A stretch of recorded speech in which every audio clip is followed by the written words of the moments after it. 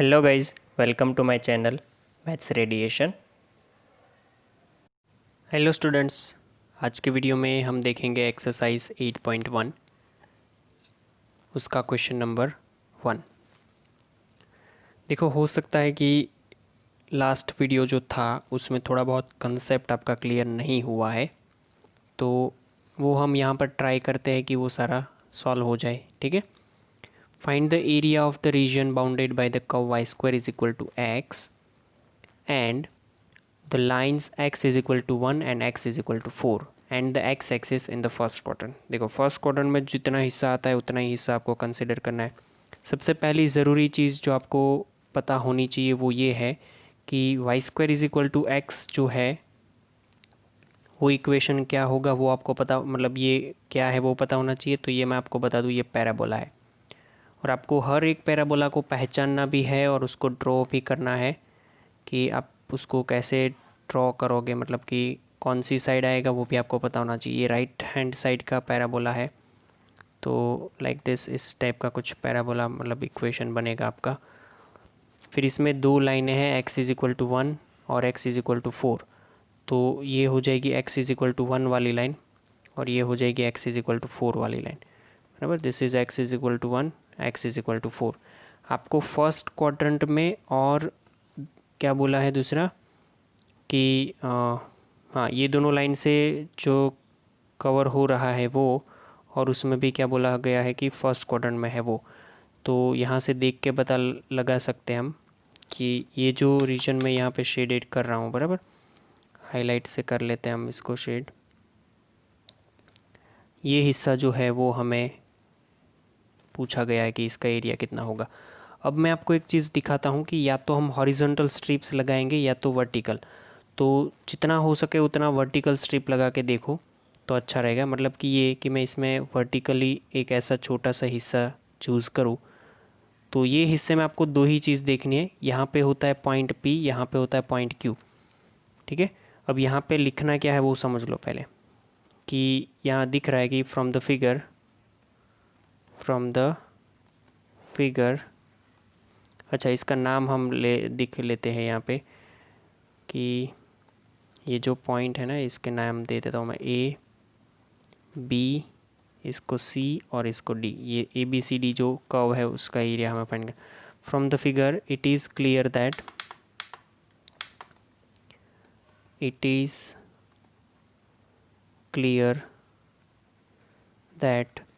Area bounded by curve, अच्छा ये curve पे नाम भी लिख दो आप, y square is equal to x का कर्व है। Curve y square is equal to x and lines x is equal to 1 and x is equal to 4 is A B C D। वो curve कौन सा है? ABCD। तो हमें ABCD का area निकालना है ना, तो एरिया कैसे निकालोगे आप ABCD का एरिया, वो ध्यान से देखो। सो यहाँ से पता लगा सकते कि area of ABCD is equal to, ये इंटीग्रेशन में यहाँ पे क्या कर सकते हैं हम, लिमिट लगानी है। अब लिमिट में मैंने आपको बोला था कि या तो y इंटू डी एक्स लिखो या फिर x इंटू डी वाई लिखो। अगर आप x इंटू डी वाई लिखते हो तो यहाँ पे y की लिमिट लिखनी है, यहाँ पे dx लिखते हो तो यहाँ पे x की लिमिट लिखनी है। यहाँ पे ध्यान ये देना है कि मैंने जो आपको बोला है ना कि यहाँ पे हमारा कर्व कुछ इस टाइप का है। देखो ध्यान से, मैं यहाँ पे जितना हमारा हाईलाइटेड पोर्शन है उतना ही बता रहा हूँ मैं, ये हिस्सा है हमारा, बराबर। अब इसमें मैंने एक हिस्सा जो है वो वर्टिकल स्ट्रिप बनाई, आप देख लो ये वाली स्ट्रिप। ऐसी बहुत सारी स्ट्रिप्स होंगी वर्टिकल स्ट्रिप। तो अगर वर्टिकल स्ट्रिप लिख रहे हैं तो एक्स की ही लिमिट चलेगी, एक्स इज इक्वल टू 1 से लेके के 4। बट यहाँ पे आपको ये देखना है कि जब भी वर्टिकल स्ट्रिप ले तो उसका स्टार्ट पॉइंट और एंड पॉइंट क्या है, मतलब कि यहाँ पे P है और यहाँ पे Q है। तो आपको ये जो y इंटू डी एक्स लिखा है ना, वो y में आपको ध्यान ये रखना है कि यहाँ पे होता है एक्चुअल में, ये एक्चुअल में क्या कंडीशन होती है वो समझ लेना। मैं बोल रहा हूँ कि y की जगह पे आपको लिखना होता है कि y coordinate of P minus y coordinate of Q। मतलब कि क्या, कि स्टार्ट स्टार्टिंग पॉइंट और एंडिंग पॉइंट इनके बीच में ही चाहिए ना, तो हाईएस्ट वैल्यू में से लोएस्ट वैल्यू हम माइनस करेंगे, ऊपर कहाँ तक जाना है उसके लिए। तो वाई कोऑर्डिनेट ऑफ पी जो है वो किसके थ्रू हुआ है, मतलब वो किसके कारण हुआ है, वो हुआ है only because of this curve. This curve, ये जो कर्व है ना वो पैराबोला है हमारा, जो कि y square is equal to x ऐसा कुछ है। तो इसमें आपको वाई कोऑर्डिनेट चाहिए, मतलब कि आप वाई की वैल्यू लिखोगे तो वो रूट एक्स ही होगी। आई होप आपको समझ में आ रहा है। तो वो रूट एक्स हो गया इंटू डी एक्स, फिर माइनस यहाँ पे क्यू जो है ना वो लाइन है, ये लाइन कौन सी लाइन है, y is equal to zero है, तो वो वहाँ पे ज़ीरो इंटू डी एक्स हो जाएगा। मतलब बेसिकली यहाँ पे हम root x into d x लिखते हैं, बराबर। ये इसके पीछे का बेसिक मैथमेटिक्स है। बट जब आपके पास एक ही कर्व है तो हमें सिखाएगा, मतलब हम कहीं पे भी बुक में देखेंगे ना तो लिखा कैसा होगा कि ये वाई इंटू डी एक्स लिखा होगा, फिर यहाँ पे लिमिट दे देंगे एक्स की लिमिट है 1 से लेकर के 4, और वाई की वैल्यू जो है वो कर्व से डाल दो, y square is equal to x है तो y is equal to root x हो जाता है। तो यहाँ पे आप लिख सकते हो root x into d x, फिर ये रूट एक्स का एक्स की पावर 3/2 हो जाएगी, और यहाँ पे ये 2/3 हो जाएगा, 1 से लेके 4, 2/3 बाहर है, यहाँ पे 4 की पावर 3/2 माइनस 1 की पावर 3/2, बराबर। इस टाइप का कुछ क्वेश्चन है ये। फिर आगे देखोगे तो ये क्या हो जाएगा 2/3, ये ब्रैकेट में 4 का स्क्वायर रूट 2, 2 का क्यूब 8, 8 माइनस 1, मतलब कि ये 7 हो जाएगा, 7 2 ज़ा 14/3 स्क्वायर यूनिट, ये इतना एरिया होगा। यहाँ पे कहीं पे मैंने 2 से मल्टीप्लाई भी नहीं किया बिकॉज आपको ऊपर का पोर्शन ही चाहिए सिर्फ, ठीक है। जो चीज़ मैंने यहाँ पे समझाई आपको कि x की लिमिट लगाई है मैंने, तो मैं ये वर्टिकल स्ट्रिप लूँगा, p माइनस क्यू करना है, ये वहाँ पे काम में आएगी जहाँ पे आपके पास एक कर्व होगा और साथ में एक लाइन होगी। बाकी तो ये होता है बट दिखता नहीं है, क्या कि y coordinate of p and y coordinate of q, मतलब दोनों का माइनस हम करते हैं बट यहाँ पे दिखाते नहीं है बिकॉज एक ही कर्व है, तो आप नीचे का जो है वो y इज इक्वल टू 0 वाली लाइन है, राइट। आपको यहाँ तो क्लियर हो गया होगा मैंने जो बोला वो, कि ये ऊपर वाला पॉइंट जो है p वो रिस्ट्रिक्ट हो रहा है ये कर्व के थ्रू, तो यहाँ पे आपको y square is equal to x के हिसाब से वैल्यू लगानी है। नीचे वाला पॉइंट जो है क्यू वो रिस्ट्रिक्ट हो रहा है वाई इज इक्वल टू 1 के थ्रू, और ये लिमिट तो आपने लगा ही दी है, मतलब पूरा एरिया कवर हो जाएगा, ठीक है। तो ये होता है, बराबर। आगे देखेंगे हम थोड़ा तो आपको और भी ज़्यादा क्लियर हो जाएगा। चलिए नेक्स्ट क्वेश्चन देखते हैं, क्वेश्चन नंबर 2। बस ध्यान ये रखना है कि मैंने कल भी बोला था कि 11th स्टैंडर्ड में जो कर्व वाला चैप्टर हमने पढ़ा है वो आप अच्छे से क्लियर कर लो, सो दैट कोई प्रॉब्लम ना हो फिर।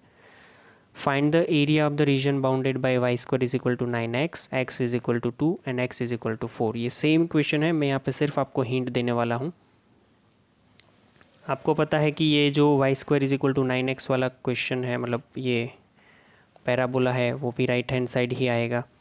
फिर 2 लाइंस आपको दिखानी होगी, x इज इक्वल टू 2 वाली लाइन और x इज इक्वल टू 4 वाली लाइन। ये x इज इक्वल टू 2 हो जाती है, ये x इज इक्वल टू 4 हो जाती है, ये x is equal to 2 and ये x इज इक्वल टू 4, ठीक है। चलिए यहाँ पे पॉइंट भी मैं लिख देता हूँ कि ये A है, ये B है, ये C है और ये D है। आपको पता है कि इसमें फर्स्ट क्वाड्रेंट में बोला है तो सिर्फ मैं ऊपर का हिस्सा जो है उसको ही मैं शेडेड करूँगा बिकॉज फर्स्ट क्वाड्रेंट ही बोला है। अगर सिर्फ बोलते एरिया बाउंडेड बाय दिस तो हमको नीचे का एरिया भी लेना पड़ता, राइट। अब इसमें मैं वर्टिकल स्ट्रिप दिखाऊंगा आपको, तो वर्टिकल स्ट्रिप में आपको पता चल गया कि ऊपर कहाँ तक जाता है। नीचे तो 0 ही है तो कोई प्रॉब्लम नहीं है, ऊपर आप कहाँ तक जा रहे हो तो कर्व तक जा रहे हो, मतलब आप y square is equal to 9x वाले कर्व को ही सोचोगे। ऊपर का सेंटेंस क्या लिखना है आपको पता है कि area bounded by the curve y square is equal to 9x। मैं बोल रहा हूँ आप लिख लेना, area bounded by the curve y square minus 9x, y square is equal to 9x and lines x is equal to 2 and x is equal to 4 is ABCD। फिर यहाँ पे लिखना है कि area of ABCD is equal to ये integration x की limit 2 से लेके 4, मैं वाइट पेन कर देता हूँ अच्छा दिखेगा, into y into d x कर दो। फिर y की वैल्यू आपको लिखनी है अकॉर्डिंग टू कर्व। नीचे जो है ना वो माइनस, ये y इज इक्वल टू 0 वाली लाइन है तो माइनस करोगे तो भी कोई फ़र्क नहीं पड़ने वाला, बराबर ना। y की वैल्यू क्या हो जाएगी according to this curve, y की वैल्यू हो जाएगी 3 रूट एक्स, बराबर। तो ये 3√x इंटू डी एक्स 2 से लेकर के 4, चलिए तो ये 2 से लेकर के 4 हो गया। फिर देखना ये 3 आगे √x को क्या कर सकते हो, x की पावर 3/2 और मल्टीप्लिकेशन में 2/3 एज इट इज़। और यहाँ पे आप लिमिट लगा सकते हो 2 से लेकर के 4, ये 3 कट 2 बचेगा, 4 आगे ले लो तो 4 पावर 3/2 माइनस 2 पावर 3/2, ठीक है। ये 2 4 ये 8 हो जाएगा, माइनस ये 8 माइनस ये क्या हो जाएगा, ओके 2√2 नहीं, √2 का क्यूब है तो 2√2 हो जाएगा, बराबर। मतलब कि ये 16 माइनस 2√2, ये ऐसा कुछ आंसर होना चाहिए। बाहर जो है 4√2, सॉरी 16 माइनस 4√2, राइट। चलिए ये 3 आगे लिखा हमने, फिर 3/2 का ये 2/3, तो ये बराबर ही है, हमने कोई गलती नहीं करी है, बराबर है ये, राइट। तो इतने स्क्वायर यूनिट इतना स्क्वायर यूनिट इसका आंसर होगा। नेक्स्ट क्वेश्चन देखते हैं।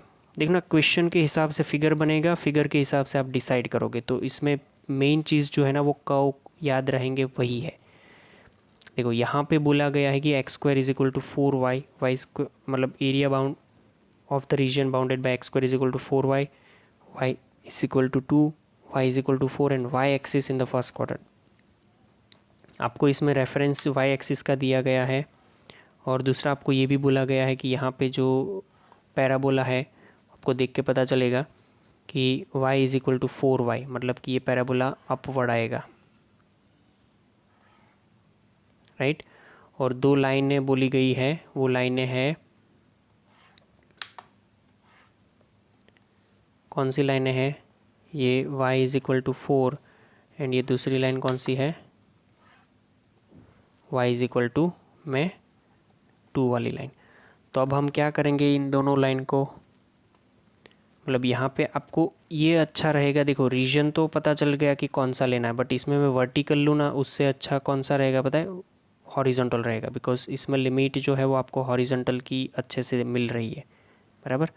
वर्टिकल की लिमिट भी मिलेगी बट वो कैलकुलेट करना पड़ेगा। तो अच्छा, इससे अच्छा है कि आप ये करो कि इसका हॉरिजॉन्टल स्ट्रिप ले लो, ठीक है।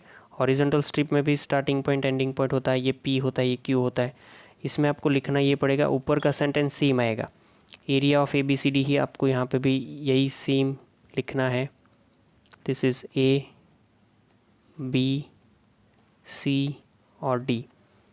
तो area of ABCD, area of curve ABCD is equal to, यहाँ पे मैं लिखूँगा वो आपको समझना है ध्यान से, इंटीग्रेशन में, एक मिनट इसको हटा देता हूँ मैं, पूरा वाइट पेन से लिखता हूँ, इज इक्वल टू ये इंटीग्रेशन में क्या हो जाता है x into d y, because मुझे अभी लिमिट y की लगानी है तो x इंटू डी वाई लगाना पड़ेगा। और इधर भी आप क्या करोगे, coordinate of p minus coordinate of q, coordinate मतलब x कोऑर्डिनेट, यहाँ पे x कोऑर्डिनेट ऑफ p किसके हिसाब से मिलेगा, ये कर्व के हिसाब से, x² is equal to 4y, मतलब आप उधर से y x की वैल्यू लगाओगे तो वो 2√y मिलेगी, x² is equal to y, तो ये 2√y मिलेगी x की वैल्यू, बराबर।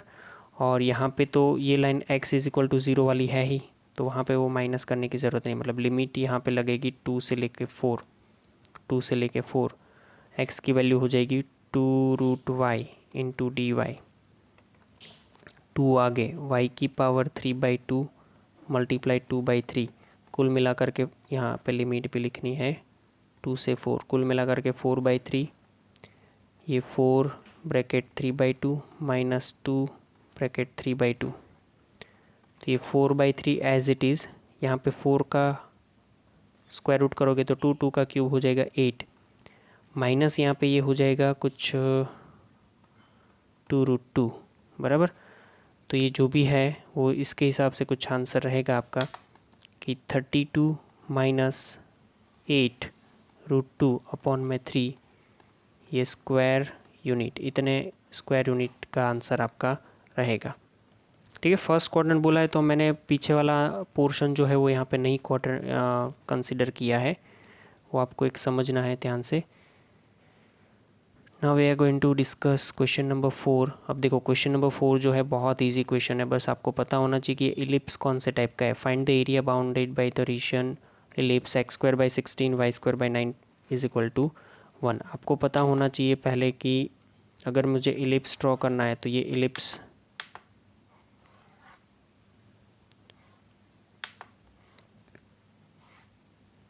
ओके, ये रहा इलिप्स मेरा, राइट। ये हो जाएगा 0,0। यहाँ पे मैं क्या कर सकता हूँ, देखो ये पॉइंट हो जाएगा a,0, तो उसके हिसाब से ये 4,0 रहता है, तो इसके हिसाब से ये -4,0 हो जाएगा। ये a बोल दो, इसको b बोल दो। ये पॉइंट हो जाएगा 0,3, तो ये हो जाएगा 0,-3। इसको c बोल दो, इसको d बोल दो, ठीक है। अब आपको पूरा रीजन फाइंड करना है, तो पहले तो है ना इसको देख लो, ये इतना हिस्सा देख लो। अब इतने हिस्से में मैं वर्टिकल स्ट्रिप आपको दिखाऊं, पहले इसको मुझे निकालना है, बिकॉज मुझे वर्टिकल स्ट्रिप आपको दिखानी है, इसलिए देखो। तो वर्टिकल स्ट्रिप कैसी हो जाएगी इसकी, ये कुछ इस टाइप की वर्टिकल स्ट्रिप हो जाएगी। नीचे आप जब भी एक्सिस ढूंढो ना, नीचे एक्सिस आ जाएगी ना, तो नीचे का पोर्शन आपको नहीं देखना है, ऊपर देखना है सिर्फ। ऊपर मेरा कर्व से बाउंड हो रहा है, तो मैं इसका एरिया जो है ना सिंपल सा देखो। पहले तो यहाँ पे area bounded by the region अगर आपको लिखना है तो आप ऐसे लिख सकते हो OCAO। कौन सा OCAO, ये एक हिस्सा होगा और मल्टीप्लाई करके कितना करना पड़ेगा आपको 4। तो अगर पूरा एरिया लिखना है आपको तो आप ऐसे लिखोगे कि area covered by the area bounded by the region bounded by this ellipse is equal to ABCDA, ऐसे पूरा लिखना है। देखो ये A से स्टार्ट किया ना, ABCD तो नहीं चलेगा, ADBCA ऐसा लिखना पड़ेगा। क्या लिखेंगे, ADBCA, यहाँ से ADBC एंड A वापस is equal to 4 time area of OCAO। तो OCAO का एरिया हो जाएगा 0 से लेके 4। ये मैंने x की लिमिट लगाई 0 से लेके 4, वर्टिकल स्ट्रिप लिया इसलिए y इंटू dx कर दिया। अब आपको ये सोचना है कि x² + x² / 16 plus y²/9 is equal to 1। इसका मैं y क्या निकाल सकता हूँ, तो y²/9 हो जाएगा, 1 - x²/16 हो जाएगा, which is nothing but 16 - x² / 16 हो जाएगा। तो y² is equal to 9/16 bracket में 16 - x²। y is equal to क्या कर सकते हैं, 3/4 √16/x, 16 - x², ये y की वैल्यू। तो वही वैल्यू यहाँ पे पुट करनी है आपको, मतलब ये कुछ हो जाएगा 0 से लेके 4। हाँ, आगे मल्टीप्लाई का 4 तो रहेगा ही, बिकॉज ये ऐसे 4 रीजन होंगे बराबर। तो y की वैल्यू है 3/4 इंटू √16 - x² इंटू dx।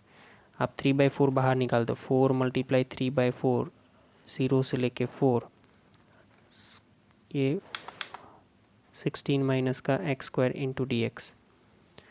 अब 16 - x² हो क्या जाएगा वो समझो। यहाँ से आपको इतना पता चला कि 4 4 कैंसिल, ये आपको 3 मिलेगा। 0 से लेके 4 और 16 - x² जो है उसका 4, ये 4² - x² के हिसाब से इसका लगेगा ऐसा x/2 √16 - x² प्लस a²/4 के हिसाब से 16/2 a²/2 sine inverse x/4 x/a होता है बराबर, 0 से लेके 4। 3 ये अंडर रूट में, अब ये पहले जो है ना वो मैं ये 4 लगा देता हूँ, तो 4/2 into √16 - 16 plus 16/4 that is 8 sine inverse x/a, मतलब कि 4/4। ये काम पहला ख़त्म हुआ, -0 लगाओ आप, 0/2 मल्टीप्लाई √16 - 0 प्लस 16/2 मतलब 8 साइन इनवर्स का 0। ओके, यहाँ पे आप देखोगे तो ये 3 एज इट इज़ है, ये पूरा पहला हिस्सा 0 प्लस ये हिस्सा हो जाएगा 8 मल्टीप्लाई π/2, बिकॉज साइन इनवर्स 1 π/2 होता है, राइट। माइनस ये हिस्सा भी ज़ीरो, ये हिस्सा भी ज़ीरो, तो ये माइनस का पूरा ज़ीरो ही हो जाएगा। तो 3 multiply 8 multiply pi by 2 that is nothing but 20, हाँ ये इसको हटा के यहाँ पे 4 कर सकते हैं, तो 12 पाई। आंसर क्या मिला हमें? 12 पाई। पीछे आपको लिखना पड़ेगा स्क्वायर यूनिट, बराबर। तो ये चीज़ है, बिकॉज इसमें कहीं कुछ लाइन कोई चीज़ आ नहीं रही है, आपको एक रीजन नहीं, ये एक रीजन का ढूंढना है और मल्टीप्लाई 4 करना है, बराबर। तो आई होप आपसे अब ये इस टाइप के क्वेश्चन तो बनेंगे ही बनेंगे। तो सिमिलर क्वेश्चन हमारे पास है क्वेश्चन नंबर 5, जो कि आप खुद से बनाओगे, और इसमें ध्यान ये रखना है कि इसका एलिप्स जो है वो वर्टिकल आएगा, बराबर। बाकी की चीज़ें आप देख लेना कौन से हिसाब से कैसे देख रहे हो, बट ये इसका वर्टिकल आएगा वो देखना। क्वेश्चन नंबर 5 आपके होमवर्क में है, मैं क्वेश्चन नंबर 6 आपको यहाँ पे करवाता हूँ। क्वेश्चन नंबर 6 जो है बहुत ही इंपॉर्टेंट क्वेश्चन है, समझ लेना इसको अच्छे से, सारे ट्विस्ट ये क्वेश्चन में सॉल्व हो जाएंगे आपके। Find the area of the region in the first quadrant. पहले तो फर्स्ट क्वाड्रेंट बोला enclosed by x axis, line x is equal to √3y and circle x square plus y square is equal to 4। सबसे पहला काम circle बना दो। ये circle बनाया हमने, उसके अंदर एक लाइन है x square is equal to √3y। तो आपको मैं याद दिला दूँ कि जो भी लाइन्स, आपको याद ये रखना है कि x is equal to √3y हम कैसे ड्रॉ करेंगे। ये लाइन को पहले तो x is equal to minus √3y लिख सकते हैं। इसका अगर स्लोप आप ढूंढो तो माइनस a अपॉन b के हिसाब से -1 अपॉन -√3 के हिसाब से +1/√3 होता है। जिसका भी स्लोप अगर पॉजिटिव स्लोप आता है वो लाइन ऐसी ड्रॉ करनी है, ध्यान रखना। मतलब इंक्लिनेशन उसका ऐसा होगा पॉजिटिव स्लोप का। एम अगर नेगेटिव आता है तो उसका इंक्लिनेशन ऐसा होगा। ये आपको नोट्स लिख लेनी है। दूसरा ये ध्यान रखना है कि अगर कांस्टेंट टर्म नहीं है, constant term, without constant term, जो भी लाइन का इक्वेशन विदाउट कांस्टेंट टर्म है वो पास करेगी pass through origin, pass through origin, याद रखो ये। और जिसमें कांस्टेंट टर्म है वो ओरिजिन में से पास नहीं होगी, बराबर। तो ये नोट्स आप लिख लेना, मैं आप यहाँ पर हटा रहा हूँ, पोज करके लिख लेना यहाँ पे, मैंने बोल दिया क्योंकि ये चीज़ें हर बार आपको परेशान करेगी, इसीलिए मैंने पहले बता दिया। ओके, अब आपको क्या करना है कि यहाँ पे हमारी लाइन ऐसी है कि जिसका स्लोप पॉजिटिव है और ऊपर से उसमें कांस्टेंट टर्म भी नहीं है। पॉजिटिव स्लोप का इंक्लिनेशन इस टाइप से होता है, इस तरह से। तो मैंने कर दी लाइन मेरी, ठीक है। ये है x is equal to √3y वाली लाइन। अब यहाँ पर ये बोला है कि ये लाइन, फिर ये x एक्सिस और ये सर्कल, ये तीनों का जो रीजन है मतलब एनक्लोज हो रहा है उससे फर्स्ट क्वाड्रेंट में, वो हिस्सा हमें दिखाना है और वहाँ से हमें वैल्यू ढूंढनी है। तो ये पॉइंट हो जाएगा 0,0, ये पॉइंट हो जाएगा 2,0 बिकॉज रेड वो क्या बोलते हैं रेडियस 2,0 है। और इंटरसेक्शन पॉइंट इन दोनों का देखे x is equal to √3y इसमें डाल के, तो वो भी मिल जाएगा आपको, ठीक है। मैं इसको नाम दे देता हूँ, ये a, ये b, ये लाइन यहाँ से वर्टिकल अगर निकालूँ तो ऐसी कुछ लाइन होगी। यहाँ पे मैं c दे देता हूँ, यहाँ पे d दे देता हूँ। तो यहाँ पे हम बात करें अगर कि इंटरसेक्शन पॉइंट ऑफ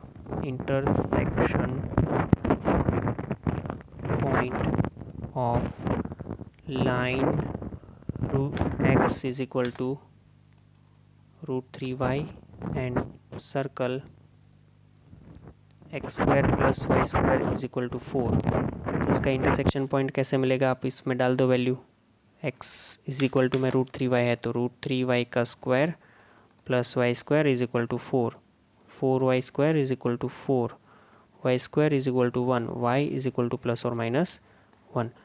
तो पॉइंट्स क्या हो जाएंगे, पॉइंट्स आर ए, मतलब ए नहीं, उसको कुछ हमने दिया है नाम, क्या दिया है, बी, और एक पॉइंट वहाँ पे है, दूसरा लाइन का और सर्कल का इंटरसेक्शन पॉइंट यहाँ पे, तो ये बी है। पॉइंट्स आर, वो पॉइंट हो जाएंगे, अच्छा वाई मिला है ना, उसके अकॉर्डिंग आपको एक्स भी मिलेगा। तो y इज इक्वल टू +1 है तो x इज इक्वल टू √3 है, y इज इक्वल टू -1 है तो x इज इक्वल टू -√3 है। तो ये √3, 1 हो जाएगा और ये -√3, 1 हो जाएगा, -√3, -1 हो जाएगा, बराबर।